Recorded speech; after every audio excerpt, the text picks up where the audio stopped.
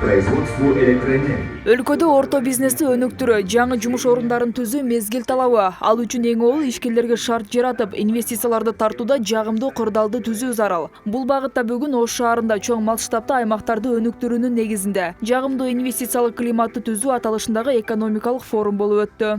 Доклад кылбай сунуштарды айтсам деп атам. Анткени бул форум биринчи жолу болуп атат. Азыр туризм боюнча роликтерди көрүп алып, баарыбыз бул жерде отурганыбызда болуп кетти окшойт. Жайдын күнү сыпатса, ушундай залда отурсак, андан көрө жаздын күнү ушу жайкыга даярданышыбыз керек да. Өлкөдө сырттан келген инвестициялардын көлөмү жылдан жылга көбөйүүдө, бирок алардын көпчүлүгү Чүй, Ысык көл облустарына берилип келген. Андыктан бул ирет кезектеги форум Ош облусунда уюшулуп, ага түштүк аймактагы жетекчилер жана жеке ишкерлер катышкан. Максат аларга инвестициялык мүмкүнчүлүктөр, экспорттун потенциалы тууралуу маалыматтарды жеткирүү.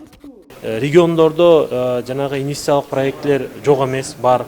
Биздин агенттиктин жардамы менен, келишүүсү менен түптөлүп негизделип калаткан ошол Ош шаарында Кыргыз текстиль ишканасы мына өзүнүн чоң проектин баштаган турат.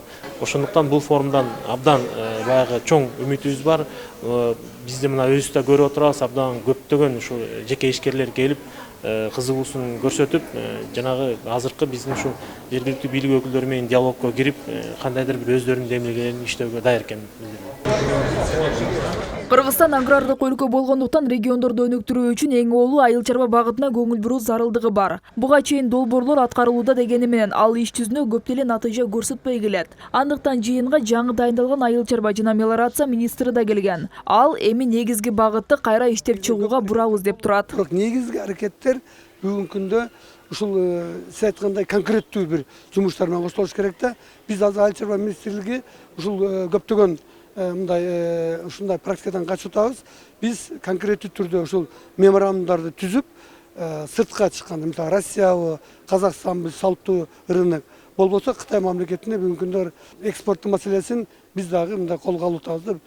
Форумдун алкагында аймактардан келген ишкерлер, дыйкандар өздөрүнүн продукциясын алып келип көргөзмө да уюштурушкан. 10 жылдан бери иштеп чыгуу менен алектенген Динара Матаева өндүрүштө бир топ кыйынчылыктар бар экенин айтат. Андыктан ал колдоо керек экенин билдирип, жыл сайын бул өңдүү форумдарга катышат. Бирок мындай форумдардан көп деле пайда таппаарын айтат. Кичине бир жагынан дагы жардам болуп калат деген да үмүт бар. Ошого биз жылда эле форумдарга катышабыз. Форум болуп да пайдасы эми азыр эми бизди мынандай проекттер келди, алгыла андай мындай дейт, бирок биз эчтеке ала албай атабыз, пайда көрө албай атабыз.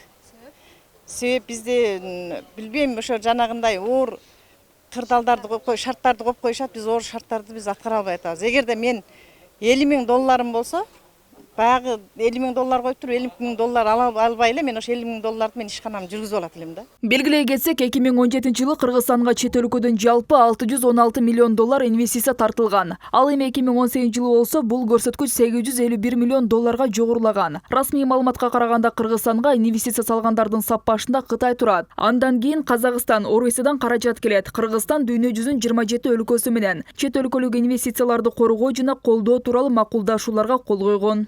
Гүлзада Торобекова, Адлет Нышанбаев, Нур Ньюс.